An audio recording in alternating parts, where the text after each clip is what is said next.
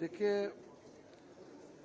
Election commission of India का guideline से हर state में इलेक्शन ऑफिसर होते हैं, वो तो स्टेट गवर्नमेंट का अधीन ही होते हैं। चीफ इलेक्टोरल ऑफिसर से लेकर के जो डिस्ट्रिक्ट का ऑफिसर होते हैं, डीएम कलेक्टर होते हैं, वो स्टेट गवर्नमेंट के अंदर ही होते हैं। सिर्फ वो इलेक्शन कमीशन के बिहाफ से इलेक्टोरल रोल प्रिपेयर करते हैं।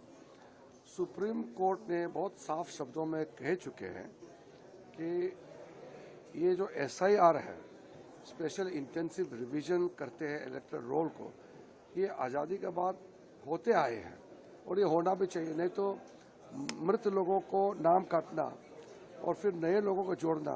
अब राहुल गांधी चाय पीने के नाटक क्यों करते हैं? वो ऐसे मृत नाम को हटाने के लिए ही तो ये SIR करते हैं। नए जो 18 साल होते हैं उसको जोड़ना, और जो इस दुनिया में नहीं है या उस जगह से लोग छोड़ के चले गए हैं उसका नाम काटना, ताकि इलेक्टोरल रोल साफ हो। इसी के लिए तो SIR किया जा रहा है। उसका समझ में नहीं आता है क्या? सर, इलेक्शन कमीशन ने ये भी कहा है कि वन वोट और वन वोटर पहले से ही है ऑलरेडी कॉन्स्टिट्यूशन में। वहीं इस तरह से फ्रेज का इस्तेमाल करना, वोट चोर कहना, ये कॉन्स्टिट्यूशन पर तो हमला है ही, साथ ही इलेक्शन बॉडी और जो इलेक्टोरल्स होते हैं उन पर भी ये सुप्रीम कोर्ट ने बहुत अच्छा निर्देश और बहुत अच्छा ऑब्जर्वेशन किया है, बहुत अच्छा निर्णय दिया है।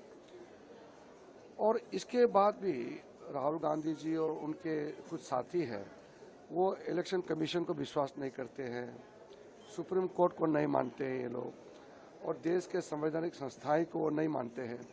तो इस देश का संविधान को ही नहीं मानते हैं। कांग्रेस के लोगों ने तो संविधान का धज्जियां कितने बार उड़ाए हैं। वो मानते ही नहीं संविधान को, लेकिन संविधान पकड़ के घूमते हैं। संविधान का किताब पकड़ने से क्या होगा? संविधान का कितना अपमान किया इन लोगों ने। मैं तो पार्लियामेंट में जब संविधान पे बहस हुई थी तब भी गिन गिन के बताया कितने बार संविधान को कांग्रेस के नेताओं ने इंसल्ट किया है, अपमान किया है। और आज संविधान किताब पकड़ते हैं। राहुल गांधी जी तो संविधान पढ़ा भी नहीं है, वो मानता भी नहीं है, और इलेक्शन कमीशन और सुप्रीम कोर्ट को नहीं मानते हैं।